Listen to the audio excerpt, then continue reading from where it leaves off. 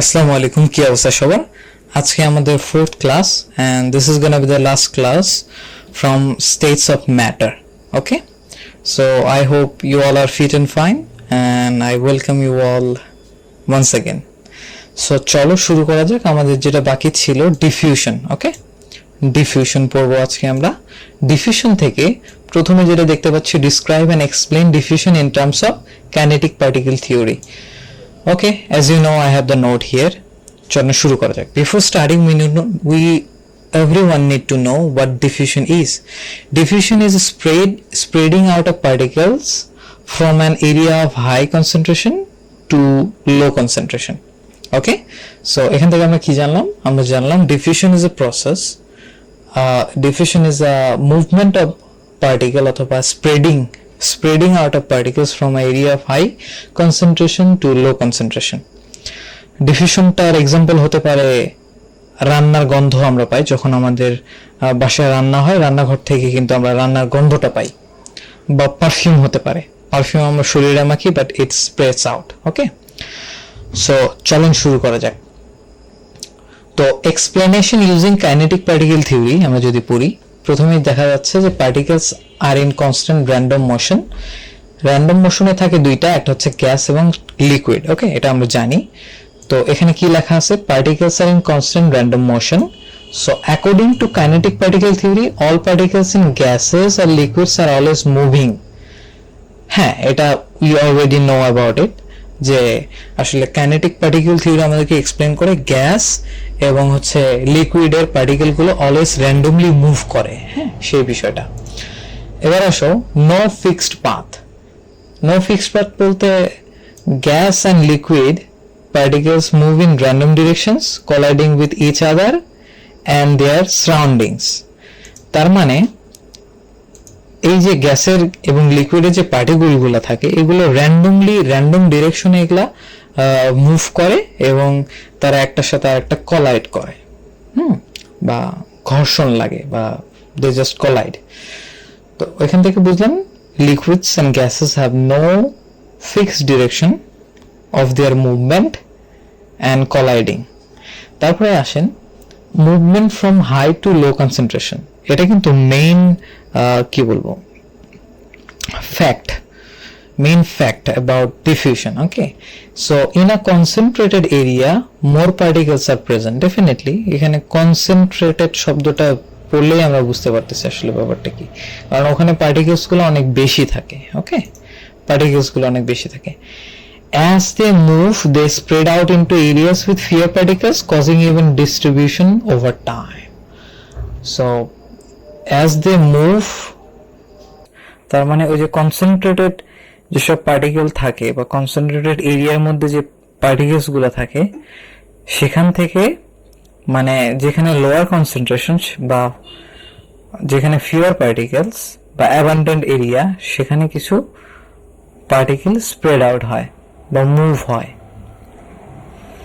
As they move they spread out. হ্যাঁ, যেহেতু তোমার হায়ার কনসেন্ট্রেশনে পার্টিকেলগুলো অলওয়েজ মুভ হয় গ্যাসিয়াস বা লিকুইড স্টেটে, তো যেহেতু তারা নড়াচড়া করে, তো সেখান থেকে কিছু পার্টিকেল উড়ে যায়। বুঝতে পারছো? তো এই হচ্ছে বিষয়। So why diffusion happens faster in gases than liquid. খুবই ইজি একটা ব্যাপার। কেন লিকুইডের থেকে গ্যাসে বেশি দ্রুত ডিফিউজ হয়? কারণ গ্যাসের পার্টিকেলগুলো আরো বেশি কাইনেটিক এনার্জি গেইন করে থাকে। তাদের আমরা জানি যে গ্যাসের সব থেকে হাইয়েস্ট কাইনেটিক এনার্জি আছে। সো ডেফিনেটলি তারাই তো বেশি, যেহেতু মুভমেন্ট করতেছে, ডিফিউশন তো বেশি হবে। গ্যাসে বেশি হবে বলতে they will diffuse more faster, right? তো এখানে কি লেখা আছে আমরা একটু পড়ি। Gas particles are far apart and move mass faster due to higher kinetic energy, যেটা আমি বললাম। In liquids, particles are closer together and move more slowly, so diffuse takes longer. Okay, মনে হয় বুঝতে পারছো ব্যাপারটা। এবার effect of relative molecular mass on the rate of diffusion of gases. The higher relative molecular mass, অর্থাৎ যেই পার্টিকেলসটার বা যেই এলিমেন্টটার, যেটাই বলি না কেন, মাস যত বেশি হবে ডিফিউশন তত কম হবে, মাস যত কম হবে ডিফিউশন তত ফাস্টার হবে। আমার মনে হয় তোমরা ব্যাপারটা বুঝতে পারছো। এটা হচ্ছে মানে ইজি কনসেপ্ট। ওকে, তো আমরা একটু পড়বো, এখানে দেখি কি লেখা আছে। the higher the relative molecular mass of gas is the slower it diffuses, যেটা আমি বললাম আর কি, the lower the MR the faster it diffuses. Okay, alright, same thing আমি যেটা আপনাদেরকে বললাম। explanation using kinetic particle theory, explanation using kinetic particle theory আমাদেরকে কি বলে আমরা একটু দেখি। all gas particles have kinetic energy due to their temperature. Definitely, according to kinetic theory, at the same temperature all gases have the same average kinetic energy. এটা মাথায় রাখবেন যে একটা সেম টেম্পারেচারে প্রত্যেকটা গ্যাসের সেম এভারেজ কাইনেটিক এনার্জি থাকে, but kinetic energy depends on mass and speed.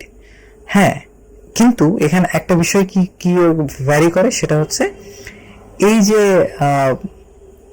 মাসটা বা ভরটা এবং গতির উপর ডিপেন্ড করে যে কাইনেটিক এনার্জি কতটুকু গেইন করবে। ওকে, সো কাইনেটিক এনার্জি অলরেডি আমাদের এখানে একটা দেখতে পাচ্ছ, আমাদের একটা ফর্মুলা আছে, which is kinetic energy is equal to half into mv square. M is equal to mass, v for speed.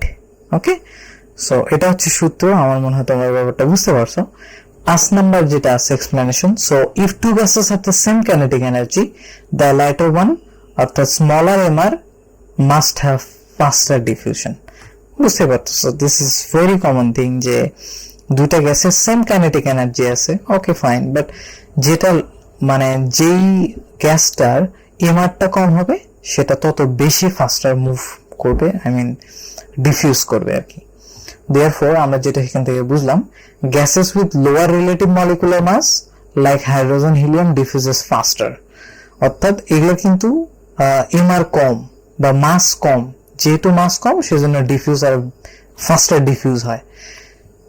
আদার দেন এখানে বলছে ক্লোরিন, কার্বন ডাইঅক্সাইড। হ্যাঁ, এগুলো যেহেতু হায়ার মাস থাকে বা মাসগুলো অনেক বেশি হ্যাভি হয়, যে কারণে এগুলো স্লোয়ার ডিফিউশন হয় বা স্লোলি ডিফিউজ হয়। তো এক্সাম্পল হিসেবে এখানে আরো একটু ক্লিয়ার করে বলা আছে, হাইড্রোজেন মলিকিউল, একটা হাইড্রোজেন মলিকিউলের এমআর হচ্ছে 2, মানে 1 + 1 = 2। তো is mass faster than oxygen, because অক্সিজেনের কি আমরা জানি, অক্সিজেনের এমআর হচ্ছে বা মাস হচ্ছে এমআর হচ্ছে 16, তার মানে এমআর হচ্ছে 16 × 2 = 32, as you can see here 32, এটা হচ্ছে এমআর। হ্যাঁ, যদি শুধু মাস বলি তাহলে 16 হবে, আর এমআর বললে 32 হবে। ঠিক আছে, এমআর বলতে শুধুমাত্র একটা এলিমেন্টের বা একটা অ্যাটমের ভর। যখন এটা মলিকিউল হবে, মলিকিউল তো আমরা জানি অক্সিজেন মলিকিউল হয় কি হয়, সিম্বলিক যে ব্যাপারটা থাকে O2 হয়, তাই না? O2, সরি আমি এগুলা I'm not that much expert. O2 is equal to 16 into 2, right? 16 into 2 is equal to 32, right? 32. Okay, I hope you got it. খুবই ইজি একটা জিনিস। এক্সপেরিমেন্টটা এখানে একটা এক্সপেরিমেন্ট দিছে, সেখানে hydrogen reaches the other end of a tube quicker than heavier gases. Definitely আমরা যদি কোন একটা হাইড্রোজেনকে একটা গ্যাস টিউবের এক সাইডে রাখি, এটা দ্রুত ডিফিউজ হবে গ্যাসের আর এক প্রান্তে, এটাকে আরো অনেক বেশি পাওয়া যাবে other heavier gases like carbon dioxide, chlorine, যে গ্যাসগুলো আছে এগুলোর থেকে অনেক বেশি তাড়াতাড়ি ডিফিউজ হবে। সো আশা করি তুমি বুঝতে পারছো ব্যাপারগুলো। So if you find this video helpful, do share with your friends, because why not? All of these videos are for free. তোমরা এগুলো ফ্রি পাচ্ছ। So do share. I hope in the next video we will continue from atom, elements and compounds. So till then, stay blessed. Allah Hafiz.